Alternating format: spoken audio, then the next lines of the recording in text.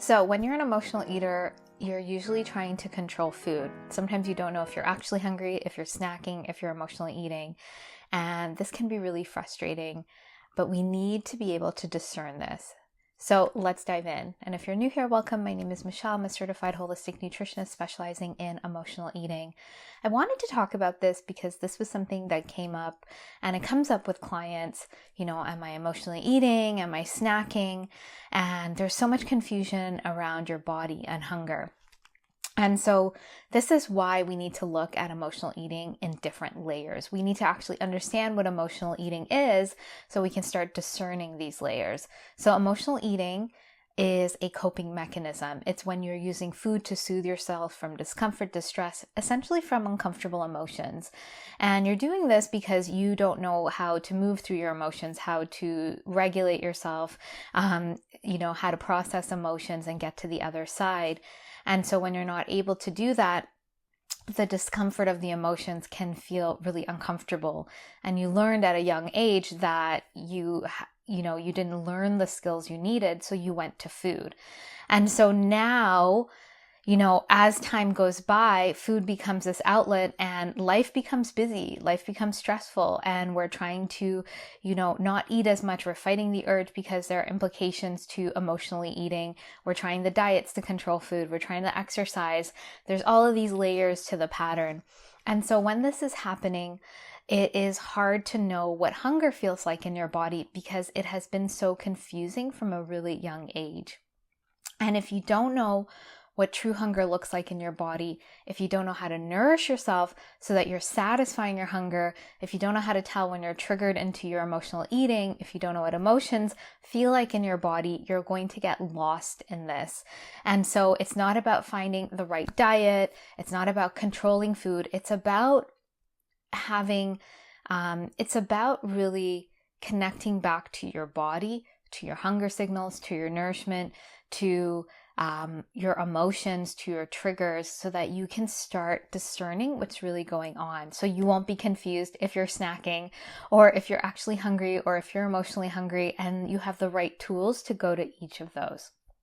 So I'm going to just share a little that in order to do this, we need to connect back to our body, and we need to really start noticing and seeing how hunger feels like in our body in a tangible, physical way.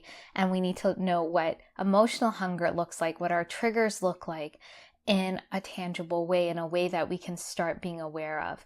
And I have a free guide called What Are You Truly Hungry For? It goes into more depth, but at a high level, we need to learn this because when I was on my journey with emotional eating and I didn't even know I was an emotional eater, I just thought I was hungry all the time. I didn't really know what hunger was. I was like, I'm just hungry all the time, or what I think is hunger. I just feel like I need food all the time. If my body is saying eat, isn't that me being hungry? And what I learned is that there's a difference between true and emotional hunger. There's also a difference between when you're wanting to snack. And so I'm going to break it down a little bit here. True hunger in the body is something that comes on slowly. Hunger comes every few hours. You can eat any food in front of you.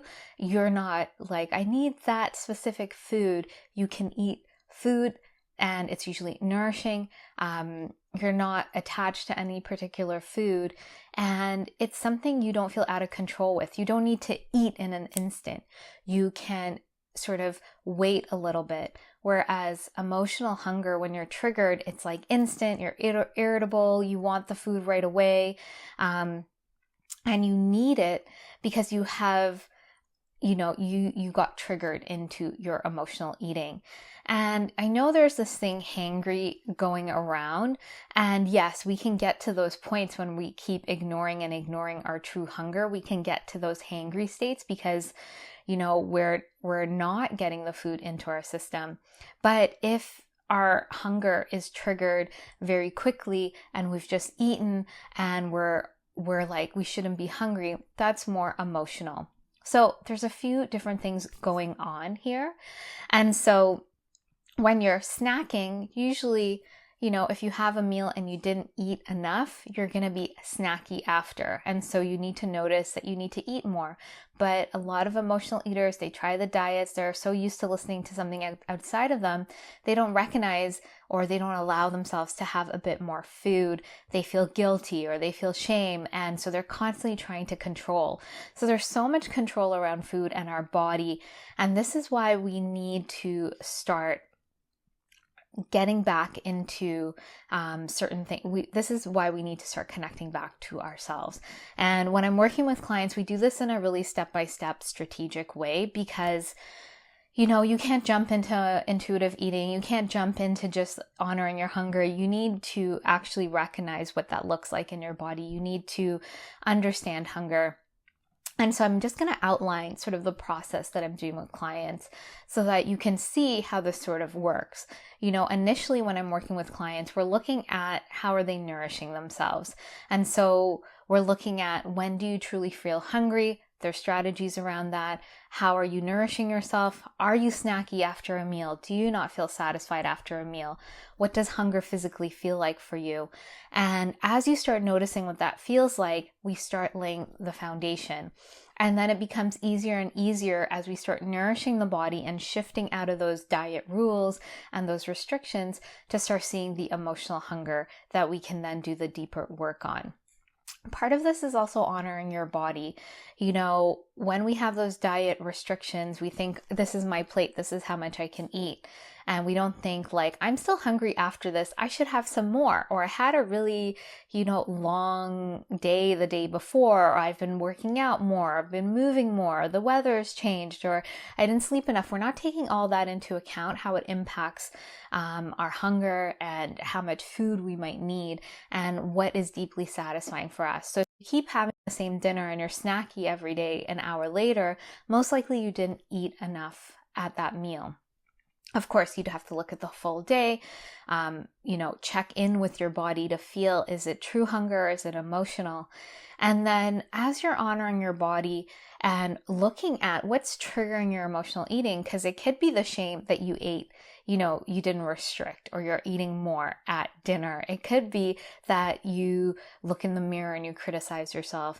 It could be that someone at work triggered you and you're in your emotional eating, or something happened with your partner, or you're just sitting at home and it's really peaceful and all of a sudden you feel like you need to go and snack. So there's something going on emotionally that you might not be aware of. And so once we're able to go through all of these layers to see and sort of rule out that you are nourishing yourself, that you are satisfying your hunger, we can see the emotional hunger really clearly. Sometimes when you're an emotional eater, you think that everything outside of the diet is emotional eating, or everything outside of what you think you should be doing is emotional eating. There's almost like you have to allow yourself, not go and eat anything like an intuitive eating, whatever comes to your mind, but really nourish yourself. Notice with a meal how satisfied you feel. And when I'm working with clients, there are sort of 4 things we're looking for in a meal. Is it to see if this meal is satisfying? Is it satisfying my hunger on these levels? Is it filling, like physically filling in my stomach? Does it taste good? Is there enough nutritional value in that meal? And is there enough caloric density in that meal? Not to say we're counting calories.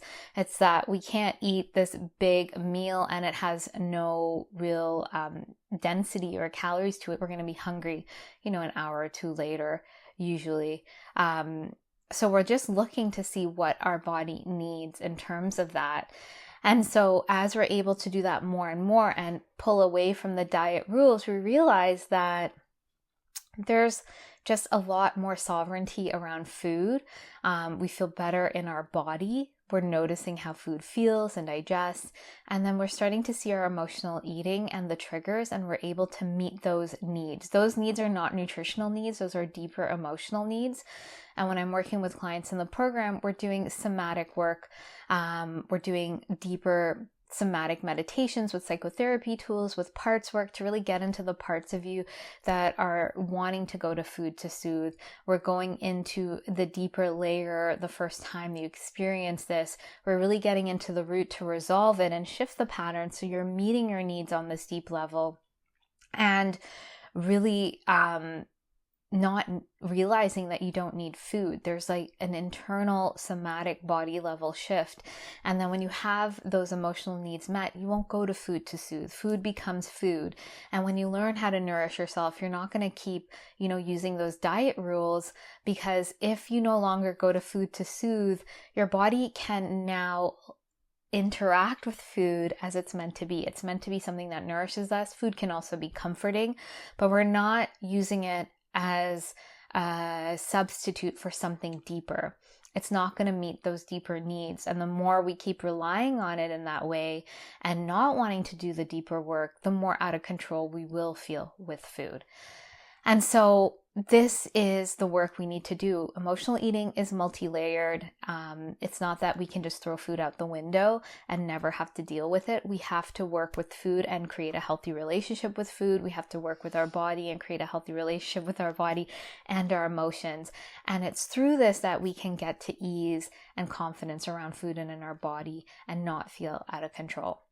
And if you want to get started on that journey, the first step, like I mentioned earlier on, I do have a free guide called What Are You Truly Hungry For? It's going to go into a bit more detail into what true hunger looks like, emotional hunger, and to start catching your triggers and to start doing that work to be aware. And then if you want that support, you want guidance, you want the in-depth tools, then I would love to invite you to find out more about the Emotional Eating Evolution Program. This is my 12-week container. It has a step-by-step process. There's weekly office hours. There's one-to-one sessions with me and the in-depth tools and meditations to go deeper to really shift this pattern so that you can get to the other side. You can get to ease and peace and confidence around food and in your body in a sustainable way. So if you're interested in either of those, the links are below. I just want to say thank you so much for watching. If you have any questions, please let me know. Please be sure to subscribe, and I look forward to sharing more with you, and I hope you have a great day.